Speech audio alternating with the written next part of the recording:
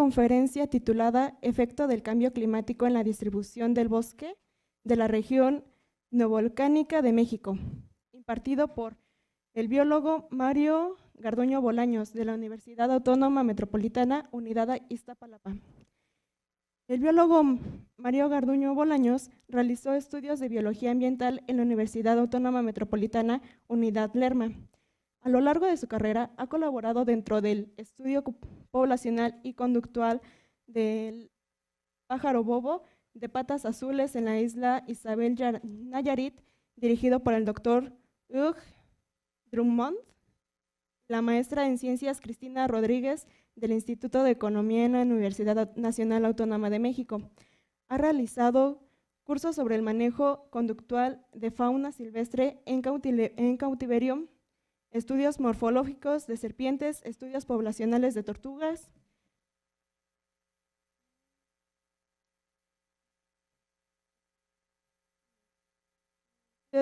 poblaciones de tortugas golfinas en laboratorios de ecología, además de haber realizado instancias en la Pontificia Universidad Javeriana en Bogotá, centrándose en temas de impacto ambiental y ecología del paisaje. El biólogo Mario Garduño también ha colaborado con diferentes ONGs, OSS, en temas relacionados en la movilidad sustentable, la Agenda 2030, la recuperación del espacio público, la accesibilidad universal, la bicicleta pública y ecotecnías.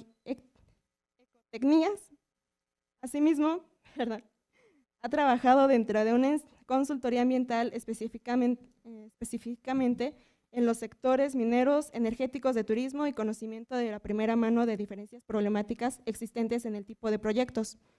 Actualmente se encuentra estudiando una maestría en Energía y Medio Ambiente en la Universidad Autónoma Metropolitana, Unidad Iztapalapa, con el tema de percepción de servicios ambientales en parques urbanos. Sus áreas de interés actuales son servicios ambientales, el cambio climático, el impacto ambiental, la ecología del paisaje, la ecología participativa y la sustentabilidad. Démosle una calurosa bienvenida al biólogo Mario Garduño.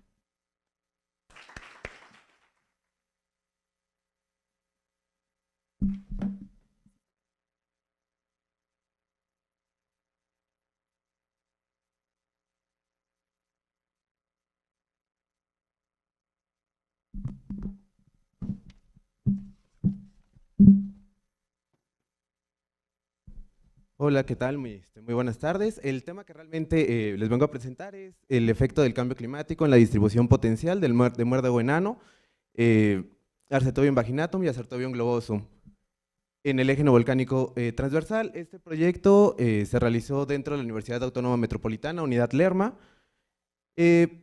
Bueno, para empezar con este tema, la distribución de los bosques en México representan el 36% del territorio nacional. Dentro de estos bosques, el 20% representa los bosques templados o bosques de coníferas, que están compuestos principalmente por encinos, pinos y la composición de encinos pinos. Es el segundo tipo de vegetación más importante del país y bueno, ¿no? Se encuentran dentro de la Sierra Madre Oriental, el eje neovolcánico, la Sierra Madre Oriental, la Sierra Norte de Oaxaca y el sur de Chiapas, encontrando pues grandes macizos dentro del eje neovolcánico transversal, y principalmente pues es donde se encuentra la mayor parte de las poblaciones. ¿Ustedes creen que sean importantes los bosques? ¿Por qué creen que son importantes? ¿Alguna idea? ¿Qué más?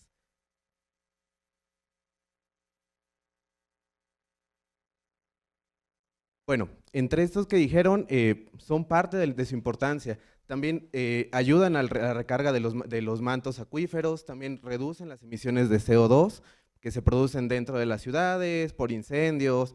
En cuestiones antropogénicas, pues también la cuestión del transporte y la movilidad.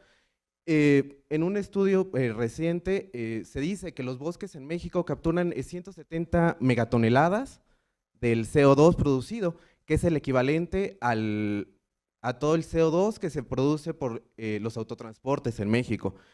Si hablamos únicamente de los bosques templados, que son como el objetivo, el interés de este estudio, se está hablando de que solamente bosques templados o los bosques de coníferas capturan 99.6 megatoneladas de dióxido de carbono, es decir, casi el 58% de todo el dióxido de carbono se está capturando dentro de los bosques de coníferas. Estos bosques de coníferas tienen diversas problemáticas, sobre todo por cuestiones antropogénicas, el crecimiento de las ciudades, el crecimiento de la población, la tala de los bosques, la tala ilegal, la tala controlada, entre otras cosas, ¿no? El cambio de uso de suelo para ganadería, el cambio de uso de suelo para cuestiones agrícolas. Pero no solamente tienen esta problemática, ¿no? Entre 1990 y 2010, según los informes de RIT, se perdió el 7.8% de nuestros bosques. De acuerdo a CONAFOR, en 2014 están hablando de una tasa de deforestación del 0.24%, es decir, está un poco acelerada, ¿no? esta tasa, y estamos perdiendo nuestros bosques. Pero no solamente tenemos el problema de las cuestiones humanas, ¿no? Por la pérdida de los bosques, también existen otros problemas que son de carácter un poco más natural. Se ha estimado que la especie, o el género más bien, Arcetobium, es un parásito que nace o vive más bien en la corteza de los árboles, inserta sus raíces dentro del árbol, saca el agua, los seca y los mata. Se ha convertido en un problema actual en diferentes zonas de México y principalmente en el eje neovolcánico transversal. De acuerdo, en 2011, algunos autores, después de los humanos, el segundo factor más importante de la pérdida de bosques eran incendios forestales, el género Arcetobium y, bueno, insectos descortezadores. Esta especie, las dos especies, Arcetobium vaginatum y Arcetobium globosum, son dos especies que se han tenido registros dentro del eje neovolcánico transversal, y principalmente aquí en Ciudad de México es algo que ustedes pueden ver en diferentes bosques y en diferentes zonas, principalmente en Tlalpan. Son estas dos especies, bueno, no se ve bien por la imagen, pero son estas dos especies que se ven bonitas dentro de los árboles, pero realmente es una plaga que los está matando.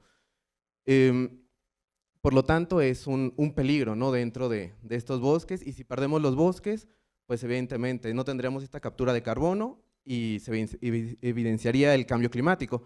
Por lo tanto, pues estaríamos sufriendo diferentes cosas, ¿no? De por sí ya tenemos problemáticas en las ciudades por falta de agua, por falta de infiltración de agua.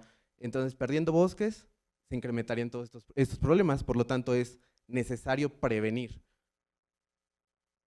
Como tal, existen registros en estas zonas, sobre todo en el Nevado de Colima, en la Ciudad de México, en el Nevado de Toluca, en Soquiapán, Estado de México, Cofre de Perote, en el Popo Iztaccíhuatl y en diferentes zonas, ¿no?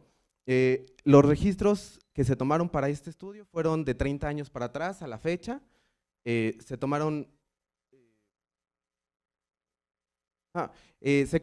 tenían estos registros puntuales en la zona, pero no se conoce la distribución potencial que pueden tener esta especie, ¿no? Entonces no se sabe dónde atacarla o dónde podría atacar o cuáles son los riesgos que se tienen, ¿no? Sobre todo en las áreas naturales protegidas que existen en el país. Para poder comenzar, y de manera muy breve, sé que no todos somos de la carrera de biología, entonces de manera a grosso modo se puede entender como un nicho ecológico, es la zona en donde una especie encuentra los requisitos que necesita para vivir, ¿no? Los requisitos biológicos, los requisitos abióticos, es decir, temperatura, luz, humedad, etcétera, recursos, las partes biológicas como las partes de asociaciones con otros animales, plantas y otras cosas, y pues las cuestiones de la función de la especie, como puede ser la depredación, el parasitismo. Si no se encuentran, entonces donde se encuentran estas tres es donde es el nicho potencial de la especie, donde puede vivir y donde la podemos encontrar. Teniendo en cuenta esto, después se tendría que entender qué es un modelo de nicho ecológico, ¿no? Entonces, un modelo de nicho ecológico es literalmente modelar en dónde podríamos encontrar esta especie, en dónde podría estar presente, y es algo bastante simple si se ve en esta imagen, ¿no? Se tienen información ambiental, se tienen los registros de presencia de la especie, Se utiliza algún algoritmo de modelado, existen diferentes algoritmos que se han diseñado por matemáticos principalmente, que se dedican a cuestiones biológicas. Estos algoritmos relacionan la cuestión del nicho ecológico con la presencia y los registros de la especie y te arrojan un mapa, una proyección o una predicción de dónde podrías encontrar estas especies. Como tal, ya entrando más a la parte de esta investigación, tenemos que el objetivo de la investigación era conocer, determinar la distribución potencial de estas especies de muérdago actualmente y bajo efectos de cambio climático. Los objetivos específicos, pues, era determinar la distribución potencial actual de las dos especies, de Arcetobium vaginatum y Arcetobium globosum, así como la distribución de estas mismas especies bajo efectos de cambios climáticos para 2050, y pues identificar cuáles podrían ser las principales zonas de riesgo de contagio, es decir, los grandes macizos de bosque o las diferentes áreas naturales protegidas que podrían estar sometidas a este peligro. La metodología como tal que se siguió fue tomada directamente del libro Nichos ecológicos y distribución geográfica de Peterson y algunos otros autores, en el cual podemos encontrar que lo primero es tener las bases ambientales, todos los registros de las especies. Después de esto se procede a correr dentro del programa la relación que tienen entre las cuestiones ambientales y los registros de la especie para determinar cuáles son las variables, en este caso climáticas, cuáles eran las variables climáticas más importantes que podrían representar la distribución potencial o el nicho ecológico de esta especie. Posteriormente, pues se aplica el algoritmo como tal. Este algoritmo te da una presencia o ausencia de la especie de acuerdo a las variables que tú le estás alimentando al programa y te arroja un mapa, ¿no? Este mapa pues se tiene que trabajar, se tiene que editar de cierto modo para poder verlo un poco mejor. Ahorita les enseñaré mapas. Finalmente, después de que ya se tiene esta división potencial actual, se procede directamente a hacer una predicción bajo escenarios de cambio climático.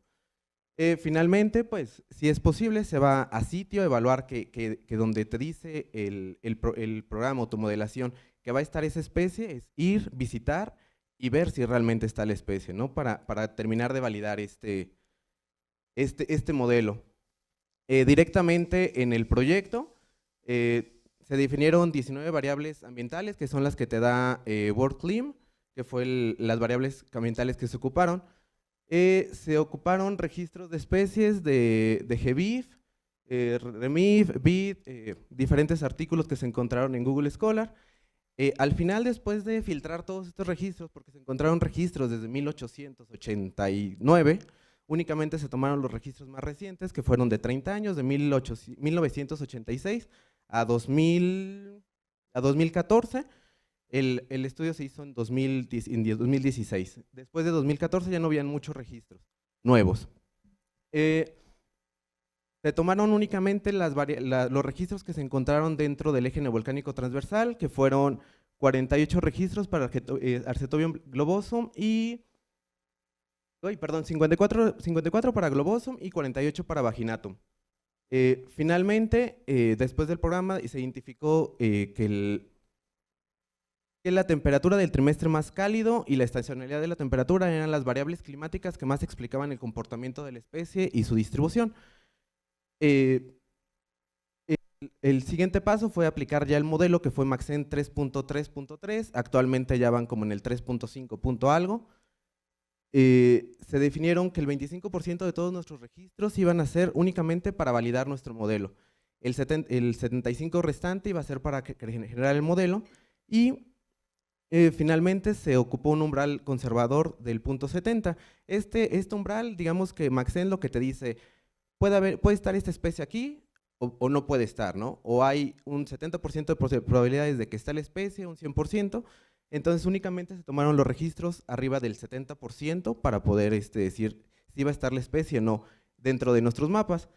El 25% de registros para validación se genera el modelo y el mismo programa toma ese 25% y lo relaciona. Si se encuentran en las mismas zonas que predijo el modelo, el modelo es válido. Si no se encuentran o la distribución es muy diferente, evidentemente el modelo se descarta porque no se está haciendo bien el trabajo. Finalmente se tuvieron los mapas, se trabajaron los mapas y se modeló la distribución potencial bajo efectos de cambio climático. El área de estudio, pues evidentemente fue el eje neovolcánico transversal, y ya como resultados, la distribución potencial actual que se tenía para las dos especies era muy similar, pero ya sí se ajustaba únicamente a la vegetación. Esta especie se ha encontrado únicamente en pinos, encinos y asociaciones de pino-encino. Entonces se ajustó este modelo únicamente a donde se encontraba esta vegetación. No tenía sentido tenerlo en toda el área, se encontró que dentro del eje neovolcánico transversal se encontraba en 3.145 kilómetros cuadrados para Vaginatum y 3.670 kilómetros cuadrados para Globosum, lo cual pues es un área bastante grande, ¿no? En la modelación se encontró que los registros coincidían y eran las zonas en donde se habían reportado. Y con visitas a campos se comprobó que efectivamente estaban ahí en esta especie. Cuando se hizo la modelación bajo efectos de cambio climático, encontramos algo gracioso, ¿no? Uno pensaría que la distribución se ampliaría por la especie, ¿no? Y tendrían más oportunidades de invadir estos bosques, pero bueno, los dos modelos que se ocupó fue el ATM 3, RCP 4.5, que es un modelo conservador, hasta cierto punto optimista, en donde pues no hacemos nada y las emisiones de CO2 siguen existiendo y se continúa, ¿no? sobre esa línea. Y el 8.5 es un modelo un poco más catastrófico, en donde aumentamos al doble estas emisiones y pues se producen diferentes cambios. Bueno, la modelación hacia 2050 para Vaginatum, en el modelo 4.5, se encontró que el aumento de su distribución aumenta, por lo cual pues estos bosques pues están en más riesgo de ser dañados o ser pues susceptibles a este tipo de plagas. Pero en los diferentes escenarios pues realmente disminuyó completamente la distribución, pero lo cual pues biológicamente tal vez se podría interpretar como que la especie no es tan resistente a este tipo de cambios climáticos y se eliminaría, pero también dejó una pregunta abierta como, ¿y entonces qué pasaría con los bosques? ¿La distribución de los bosques quedaría igual o no? Esto pues no quedó para otros estudios. Estos son los mapas como tal que se llegaron a obtener. Como tal se puede ver, esta es la distribución potencial actual para Vaginatum que se tiene. Esta parte de aquí es el Nevado de Toluca, esta parte aquí es la parte de la Jusco, la Marquesa, el Iztaccíhuatl-Popo. Me parece que este es, bueno, por acá está Pico de Orizaba y aquí es Cofre de Perote, no se alcanza a ver bien las leyendas, pero y bueno, para acá está Colima.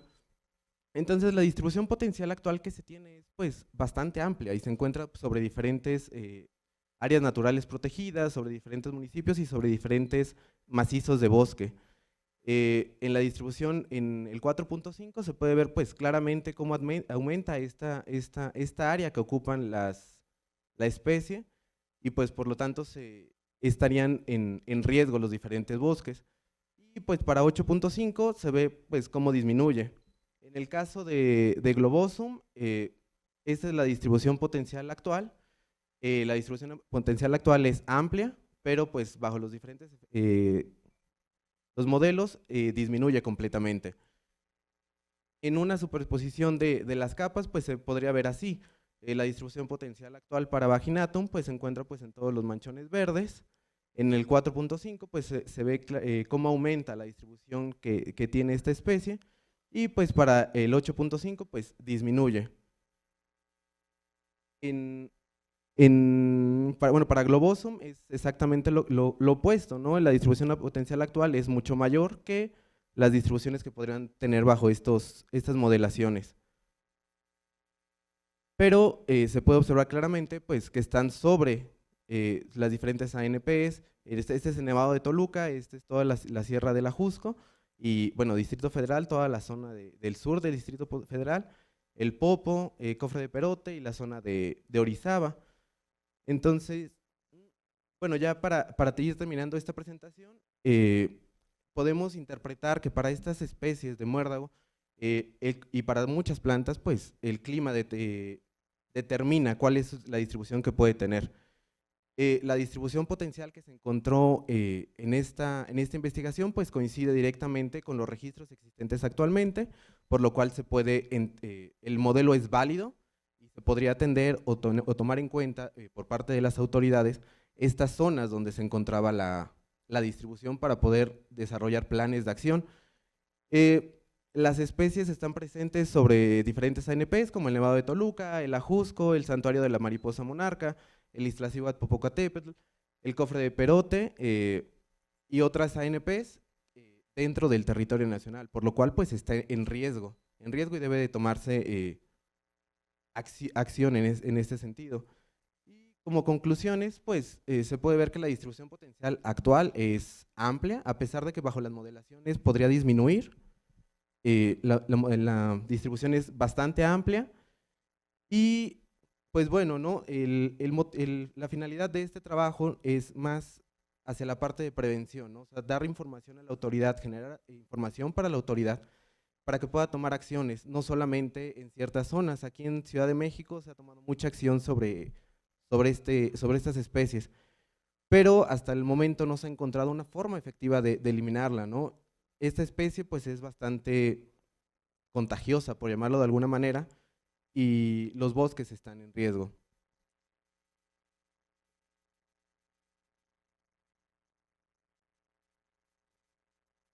Y pues bueno, por mi parte sería todo.